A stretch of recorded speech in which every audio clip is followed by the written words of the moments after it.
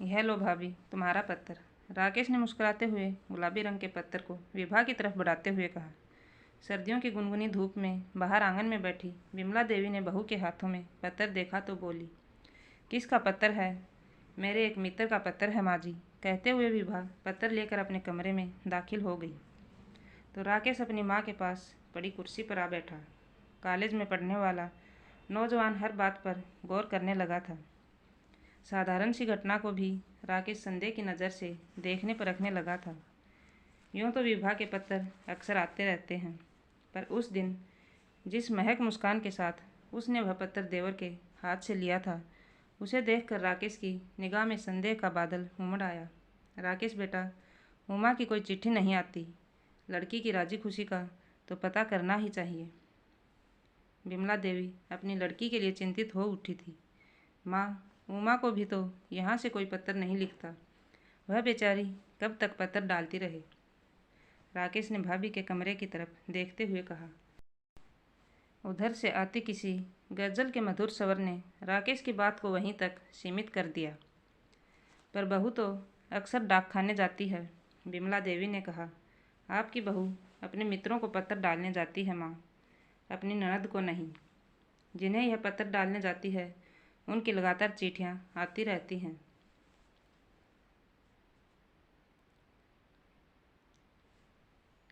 अब देखो, इन पिछले 15 दिनों में उनके पास यह दूसरा गुलाबी लिफाफा आया है। राकेश ने तनिक गंभीरता से कहा। बहू के इन मित्रों के बारे में मुकेश को तो पता होगा। इस बार विमला देवी भी सशंकित हो उठी थी।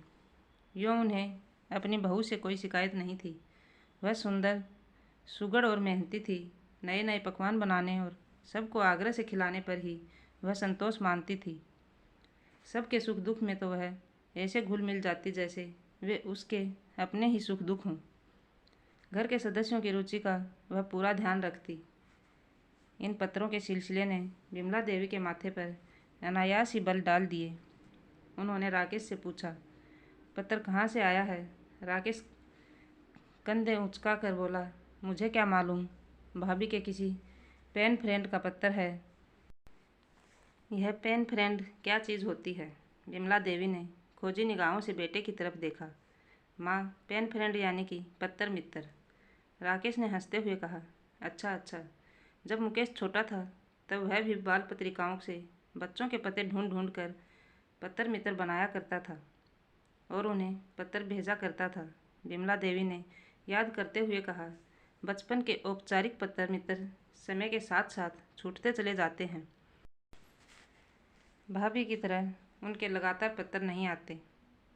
कहते हुए राकेश ने बाहर की राह ली और विमला देवी अकेले आंगन में बैठी रह गई।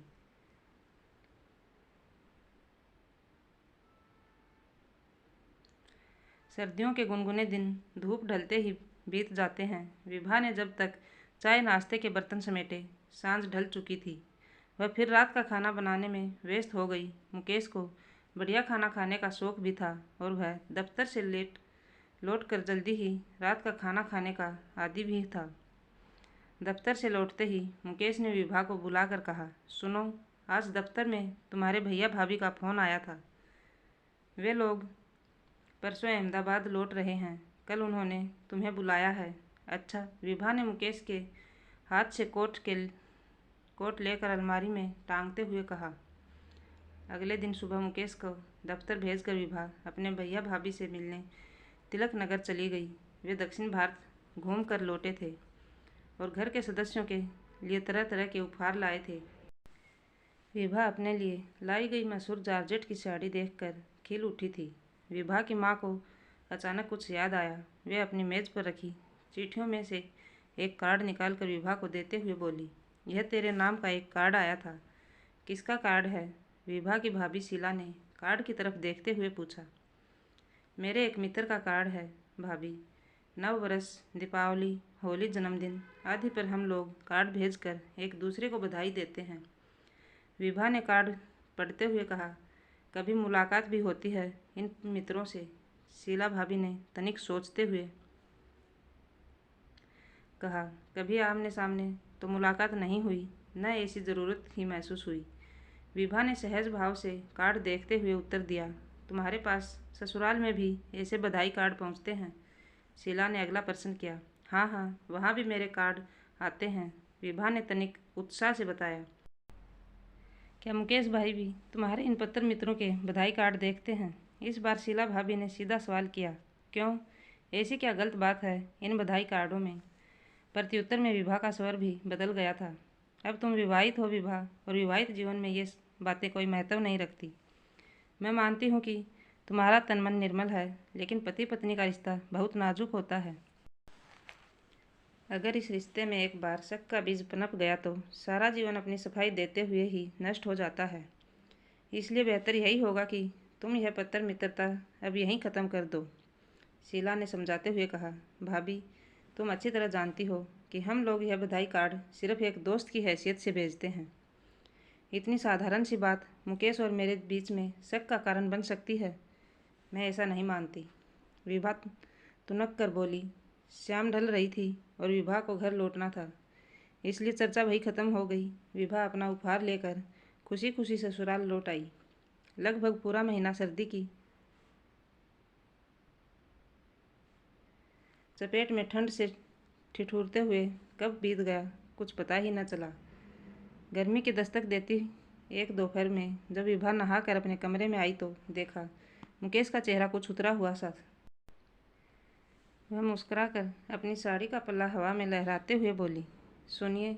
विभा की आवाज़ सुनकर मुकेश ने उसकी तरफ पलट कर देखा। विभा ने मुकेश की दी हुई गुलाबी साड़ी पहन रखी थी।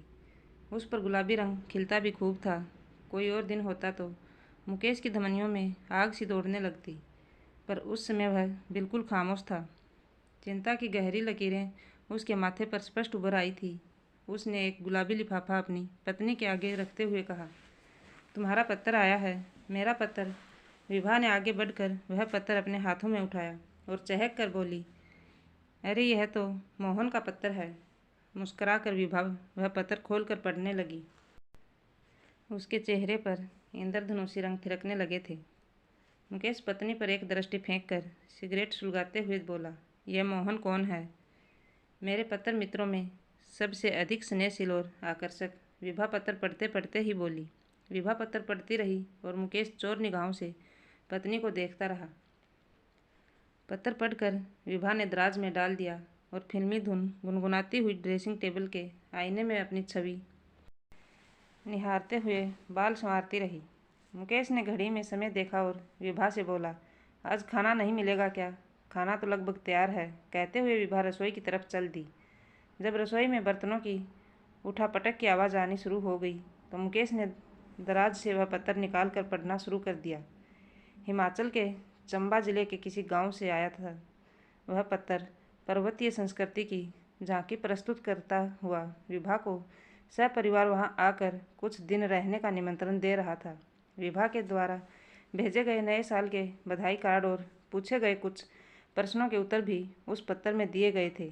पत्र की भाषा लुभावनी और लिखावट सुंदर थी। विभा ने मेज पर खाना लगा दिया था। पूरा परिवार भोजन करने बैठ चुका था, पर मुकेश न जाने क्यों उदास सा था। राकेश बराबर में बैठा लगातार अपने भैया के मर्म को समझने की कोशिश कर रहा था। उसे अपनी भाभी पर रह रह कर क्रोध आ रहा था। राकेश ने मटर पनीर का डोंगा भैया के आगे सरकाते हुए कहा। आपने मटर पनीर की सब्जी तो ली ही नहीं, देखिए तो कितनी स्वादिष्ट है। हाँ हाँ कहते हुए मुकेश ने राकेश के हाथ से डोंगा ले लिया, पर वह बेदिली से ही खाना खाता रहा। मुकेश की स्थिति देखकर राकेश ने निश्चय किया था कि वह इस बार भाभी के नाम आया कोई भी पत्र मुकेश के हाथों में देगा। जितनी जल्दी हो सके इन पत्रों का रहस्य भैया के आगे खुलना ही चाहिए। राकेश के हृदय में बनी योजना ने साकार होने में अधिक समय नहीं लिया। एक दोपहर जब वह अपने मित्र के यहाँ मिलने जा रहा था, उसे डाकिया घर के बाहर ही मिल गया। वह अन्य पत्रों के साथ विभा भाभी का गुलाबी लिफाफा भी अपनी जेब के हवाले करते हुए बाहर निकल गया। राकेश जब घर लौटा तब मुकेश घर पहुंच चुका था। भाभी रसोई में थी और माजी बरामदे में बैठी रेडियो सुन रही थी। राकेश ने अपनी जेब से 3-4 चिट्ठियाँ निकाल कर मुकेश के हाथ में देते हुए कहा। भैया, शायद एक पत्र आपके दफ्तर का है और एक उमा दीदी का है। यह पत्र शायद भाभी का है। मैं सतीश के घर जा रहा था कि डाकिया रास्ते में ही मिल गया। ओह, अच्छा अच्छा, मुकेश ने पत्र हाथ में लेते हुए कहा। अपने दफ्तर का पत्र उसने दफ्तरी कागजों में रख लिया और उमा का पत्र घर में सबको पढ़कर सुना दिया। विभा के नाम से आया पत्र उसने तकिए के नीचे रख दिया। रात को कामकाज निपटा कर विभा लौटी तो मुकेश ने गुलाबी लिफाफा उसे थमाते हुए कहा, यह लो तुम्हारा पत्र। मेरा पत्र इस समय? विभा ने आश्चर्य से कहा, आया तो यह दोपहर की डाक से था जब मैं दफ्तर में था, लेकिन अभी तक यह आपके देवर की जेब में था। मुकेश ने पत्नी की तरफ देखते हुए कहा। विभा ने मुस्कुराकर वह पत्र खोला और पढ़ने लगी। शायद पत्र में कोई ऐसी बात लिखी थी जिसे पढ़कर वह खिलखिलाकर हंस पड़ी। मुकेश ने इस बार पलटकर पूछा, मोहन का पत्र है? हाँ, लेकिन आपने कैसे जान लिया? विभा ने हंसते हंसते ही पूछा। लिफाफे को देखकर कुछ और बताओगी? इन महाशय के बारे में मुकेश ने पलंग पर बैठते हुए कहा। हाँ हाँ, क्यों नहीं। मोहन एक सुंदर नवयुवक है। उसका व्यक्तित्व बहुत आकर्षक है। मुझे तो उसकी शरारती आंखों की मुस्कुराहट बहुत भाती है। विभा ने सहज भाव से कहा, पर मुकेश शक और ईर्ष्या की आग में जल उठा। मुकेश ने फिर पत्नी से कोई बात नहीं की और मुंह फेर कर लेट गया। विभा ने एक बार मुकेश की पीठ को सहलाया भी, पर पति का एकदम ठंडापन देखकर वह फिर नींद के आगोश में डूब गई। घर गृहस्थी की गाड़ी ठीक पहले जैसी ही चलती रही, पर मुकेश का स्वभाव और व्यवहार दिनों दिन बदलता चला गया। अब अक्सर वह देर रात घर लौटता। पति के इंतजार में भूखी बैठी विभा से वह बाहर से खाना खा कर आया हूँ कहकर सीधे अपने कमरे में घुस जाता। माजी और राकेश भी मुकेश का व्यवहार देखकर परेशान थे। मुकेश और विभा के बीच धीरे धीरे एक ठंडापन पसरने लगा था। दोनों के बीच वार्तालाप भी अब बहुत संक्षिप्त होता था। मुकेश अब दफ्तर से समय पर घर लौट भी आता तो सिगरेट पर सिगरेट फूंकता रहता। आखिर एक शाम विभा ने मुकेश के हाथ से सिगरेट छीनते हुए तुनक कर कहा, आप मुझे देखते ही नज़रें क्यों फेर लेते हैं? क्या अब मैं सुंदर नहीं रही? मुकेश ने विभा की बात का कोई जवाब नहीं दिया। आप किस सोच में डूबे रहते हैं? देखती हूँ आप आजकल सिगरेट ज़्यादा ही पीने लगे हैं। बताइए न। विभा की आंखों में आंसू भर आए। तुम तो उतनी ही सुंदर हो जितनी शादी के समय थी, पर मैं न तो मोहन की तरह सुंदर हूँ, न ही बलिष्ठ, न मैं उसकी तरह अयोग्य हूँ, न आकर्षक। मुकेश ने रुखे स्वर में जवाब दिया। यह क्या कह रहे हैं आप? मैं अब तुम्हें साफ साफ बता देना चाहता हूँ कि अब मैं तुम्हारे साथ अधिक दिनों तक नहीं निभा सकता। मैं बहुत जल्दी ही तुम्हें आज़ाद करने की सोच रहा हूँ, जिससे तुम मोहन के पास आसानी से जा सको। मुकेश ने अत्यंत ठंडे स्वर से कहा। यह क्या कह रहे हैं आप? विभा घबरा कर बोली। उसे लगा संदेह के एक नन्हे कीड़े ने उसके दाम्पत्य की गहरी जड़ों को क्षण भर में कुतर डाला है। मैं वही सच कह रहा हूँ जो तुम नहीं कह सकी और छिपकर प्रेम का नाटक खेलती रही। अब मुकेश के स्वर में कड़वाहट घुल गई थी। ऐसा मत कहिए। मोहन सिर्फ मेरा पत्र मित्र है और कुछ नहीं। मेरे मन में आपके प्रति गहरी निष्ठा है। आप मुझ पर शक कर रहे हैं। कहते हुए विभा की आंखों से आंसू की धारा बहने लगी। तुम चाहे अब अपनी कितनी भी सफाई क्यों न दो, लेकिन मैं यह नहीं मान सकता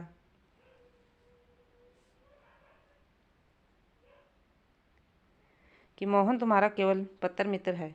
कौन पति यह सहन कर सकता है कि उसकी पत्नी को कोई पराया मर्द प्रेम पत्र भेजता रहे? मुकेश का स्वर अब नफरत में बदलने लगा था। आप पत्र पढ़कर देख लीजिए, यह कोई प्रेम पत्र नहीं है। विभा ने जल्दी से मोहन का पत्र दरार से निकाल कर मुकेश के आगे रखते हुए कहा, यह पत्र अब तुम अपने भविष्य के लिए संभाल कर रखो। मुकेश ने मोहन का पत्र विभा के मुंह पर फेंकते हुए कहा, तुम जानते नहीं हो मुकेश, मेरी दोस्ती सिर्फ कागज़ के पत्रों तक ही सीमित है। मेरा मोहन से ऐसा वैसा कोई संबंध नहीं है। अब मैं तुम्हें कैसे समझाऊं? विभा अब सचमुच रोने लगी थी। तुम मुझे क्या समझाओगी? शादी के बाद भी तुम्हारी आंखों में मोहन का रूप बसता रहा। तुम्हारे हृदय में उसके लिए हिलोरें उठती हैं। मैं इतना बुद्धू नहीं हूँ, समझी? मुकेश पलंग से उठकर सोफे पर जा लेटा। विभा देर तक सुबकती रही। अगली सुबह मुकेश कुछ जल्दी ही उठ गया। जब तक विभा अपनी आंखों को मलते हुए उठी, तब तक तो वह जाने के लिए तैयार भी हो चुका था। विभा ने आश्चर्य से घड़ी की तरफ देखा। 8 बज रहे थे। विभा घबरा कर जल्दी से रसोई में पहुंची। वह मुकेश के लिए नाश्ता बना कर लाई, परंतु वह जा चुका था। विभा मुकेश को दूर तक जाते हुए देखती रही। नाश्ते की प्लेट अब तक उसके हाथों में ही थी। क्या हुआ बहू? दरवाजे के बाहर खड़ी उसकी सास ने भीतर आते हुए पूछा। कुछ नहीं माँ जी, विभा ने सास से आंसू छिपाते हुए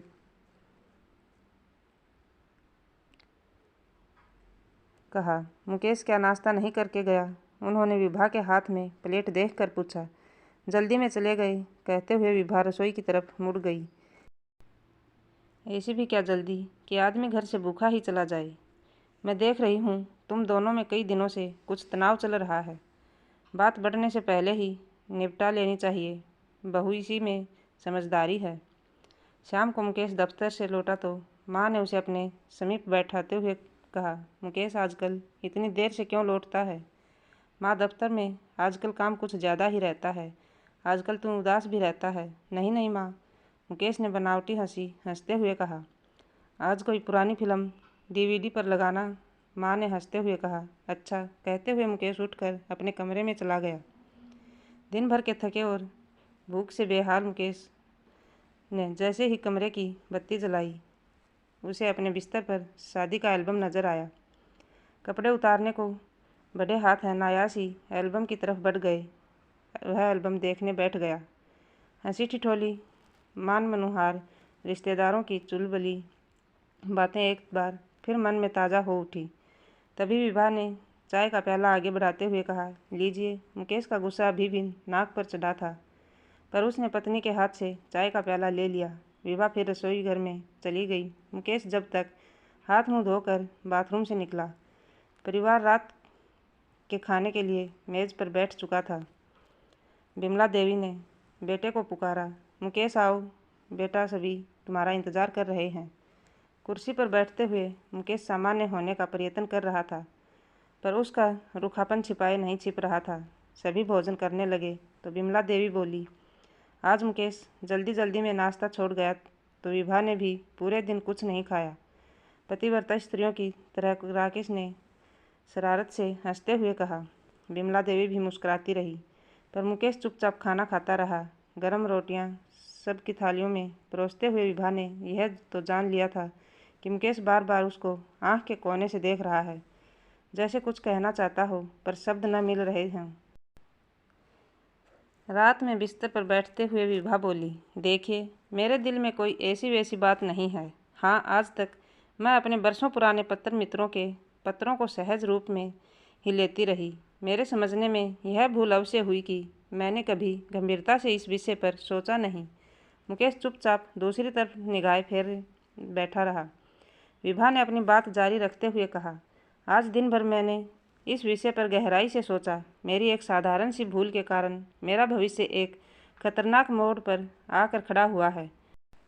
हम दोनों की सुखी गृहस्थी अलगाव की तरफ मुड़ गई है। मैं आज ही आपके सामने इन कागज़ के रिश्तों को ख़त्म किए देती हूँ। यह कहते हुए विभा ने बरसों से संजोए हुए बधाई कार्डों व पत्रों का पुलिंदा चिंदी चिंदी करके फाड़ दिया और मुकेश का हाथ अपने हाथ में लेते हुए धीरे से कहा, मैं आपको बहुत प्यार करती हूँ। मैं सिर्फ आपकी हूँ।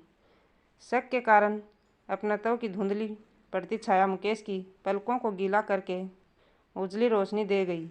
वह पत्नी के हाथ को दोनों हाथों में दबाते हुए बोला, मुझे अब तुमसे कोई शिकायत नहीं है विभा। अच्छा हुआ जो तुम्हें अपनी गलती का एहसास समय रहते ही हो गया। जो कुछ हमने कहा सुना उसे भूल जाओ। विभा ने पति के समीप आते हुए कहा, मुझे गुस्सा तुम्हारी लापरवाही ने दिलाया। एक के बाद एक तुम्हारे पत्र आते चले गए और मेरी स्थिति अपने परिवार में गिरती चली गई। ज़रा सोचो, अगर घर के बुजुर्ग इन पत्रों को गलत नज़रिए से देखने लगे तो परिवार में तुम्हारी क्या इज्जत रह जाती। मुकेश ने धीमे स्वर में कहा। विभा कुछ नहीं बोली। मुकेश ने अपनी बात जारी रखते हुए आगे कहा, उस शाम जब राकेश ने तुम्हारा वह पत्र मेरे हाथों में दिया था तो तुम नहीं जानती वह कैसी विचित्र निगाहों से तुम्हें ताक रहा था। वह लांछित दृष्टि मैं बर्दाश्त नहीं कर सकता था विभा। हम ऐसा कोई काम करें ही क्यों जिसमें हमारे साथ साथ दूसरों का भी सुख चैन खत्म हो जाए। आप ठीक कह रहे हैं, विभा ने इस बार मुकेश की आंखों में देखते हुए कहा। उसने मन ही मन अपने पति का धन्यवाद किया, जिस तरह मुकेश ने भविष्य में होने वाली बदनामी से विभा को बचाया। यह सोचकर वह आत्मविभोर हो उठी, फिर लाइट बंद कर सुखद भविष्य की कल्पना में खो गई।